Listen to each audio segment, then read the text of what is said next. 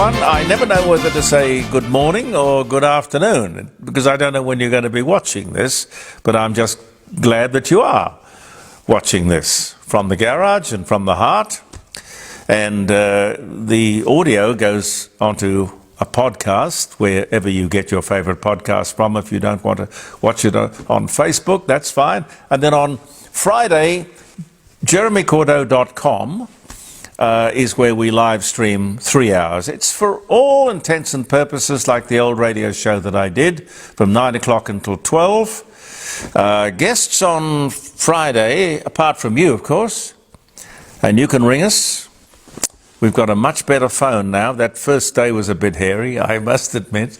But anyway, you know, it's live, so you just have to go through the shakedown and get it right. Guests include Mike Smithson and Marty Smith. Mike Smithson, great newsreader. I've worked with him for years, and Marty Smith, a brilliant producer who was probably and is probably the best producer in Australian radio. And that could go over into television as well, because the principles are the same. It's finding the story, finding the people who'll talk. Well, away we go with another day. I see, sadly, that this week it's 50 years since Joanna Radcliffe and Kirsty Gordon were taken from the Adelaide Oval. 50 years ago. Hard to believe. And still no trace, no closure, no convictions, nothing. How could that possibly be? In broad daylight with so many people watching. You've heard about cold cases. Well, that's about the coldest. Well. Ita Buttrose, chair of the ABC, will step down from the position next March. Now, I wonder how she managed to cope with the criticism and questioning as to how she could have possibly allowed the animals to continue to run the zoo, as Jonathan Shire so famously and picturesquely put it. The animals running the zoo. I expect when Ita Buttrose took over the ABC, I really expected that things would take a journalistic turn for the better, but they didn't. It's got worse and worse. It really is now the Aboriginal Broadcasting Corporation, pure and simple. I mean, there is no way 3% of the population could dominate the amount of airtime provided to it by the national broadcaster. Now, it doesn't make any sense unless somewhere there is written down a prescription for every single news and current affairs program. You have to have so many minutes worth of Aboriginal stories. Could that possibly be? It looks like it. It really makes a joke of it, doesn't it? The simple thing is treat everybody the same. Isn't that the ideal, the gold standard? Unless, of course, there is a particular angle or necessity to cover an Aboriginal story, by all means. But I get the feeling they have to go out there and look and find and forage. You just don't do it because the content of the story doesn't justify it. And that goes for stories about white people, pink people, green people, any coloured people. We're not looking to place stories in the news or the media simply on the basics or the participant's skin colour. The participant has a particular skin colour which determines whether they get in the news or the current affairs program. That's racism. Stupid. Who thought of that? Is anybody honest enough at the ABC to give me a ring on Friday, jeremycordeaux.com, and tell me how that happens? Because I don't understand it. 850 people still missing. I think the last time we talked about the fires in Hawaii, there were 112 850 people are missing after the Hawaiian fires. Let's hope they're just missing and not lost. The governmental intergenerational report. Sounds fancy, doesn't it? It's all about what we can afford and what we can't going forward through the years. This governmental report into future spending comes out on Thursday in all its, I suspect, gory details. And I can tell you, the NDIS has exploded again and will be a major, if not insoluble, problem for the future. Thank you, Julia Gillard. Sure, I know it has helped a lot of people, but you can only do what you can do, and you have to work within the money that you have. Really is sort of that simple, isn't it? 3 more Sydney councils have banned the connection of and the installation of new gas appliances. There's, let me see, Sydney, Waverley and Parramatta. Half a dozen councils in Victoria have done exactly the same thing. Stupid. Stupid left-wing voodoo nonsense. While electricity remains almost unaffordable, yes, gas, obviously, the cleanest, cheapest, most readily available alternative, being denied by the, I don't know, flat earthers. Do they really think that 1.3% pollution or emissions that the earth, that Australia puts out, is worth all this personal discomfort for people? They obviously do. If you follow these things, if you have superannuation, you should have a passing interest in it. We all have superannuation. BHP's profits have crashed. Don't know if you saw that. 58%. BHP, the big Australian. Profits down 58%. BHP is, of course, a bellwether for China. Shares for BHP down 1.3% on the announcement yesterday. I think we should watch that with interest. Here's a bit of good news. Wirra Wirra, the big Southern Vales winery, has just signed a huge deal with a big American distributor, Galway. They're going to supply the United States coast to coast, a big boost for the McLaren Vale. Now, we are talking very big volumes here, very big volumes. Church Block, which is a beautiful wine, one of the best $20 a bottle wines on the market. Terrific. Now, once the Americans get to try that against some of those Napa Valley wines, well, they will love it. So if you get the opportunity to snap up some Church Block, I'd do it before they become scarce and expensive. On the other side of the balance, or the scale, we've got the basics. You know, the day-to-day foods that we all need. Supermarket foods. Fruit and vegetables, up 40%. I sort of could understand a while back the vegetables going up because of the floods. But, you know, bananas up 42%, pears 40%, bread, rice, all up. Makes balancing the budget a little bit more difficult, doesn't it? Anyway, look, we go through these ups and downs. I just hope it's not because we are exporting stuff that we are looking after the local market before we attempt to send things off overseas. I heard, and you know, Pete would be better to talk about this than me, but I heard the CEO of the Crows football team criticising the league and the umpire's decision with regard to that goal. Pete, what do you reckon should have happened last Saturday? Absolute disgrace. I mean, my solution would be, because it doesn't just affect the Crows, it also affected Geelong.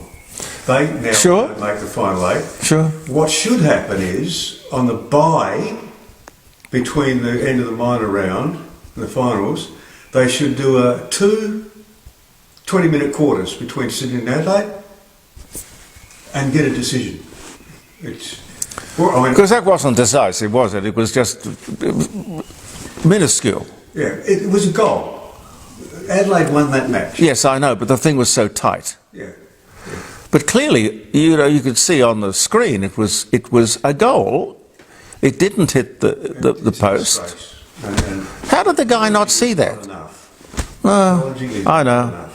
Anyway, they're trying to get out of it with as much face as they possibly can, because if the fans start to lose faith in the umpires and the scoring, it's all lost.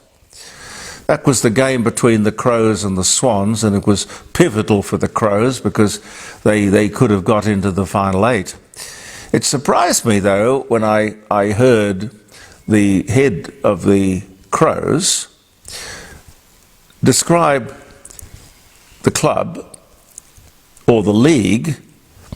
I'm not quite sure which at this point, but I think it was probably the league, as a multi-million-dollar business.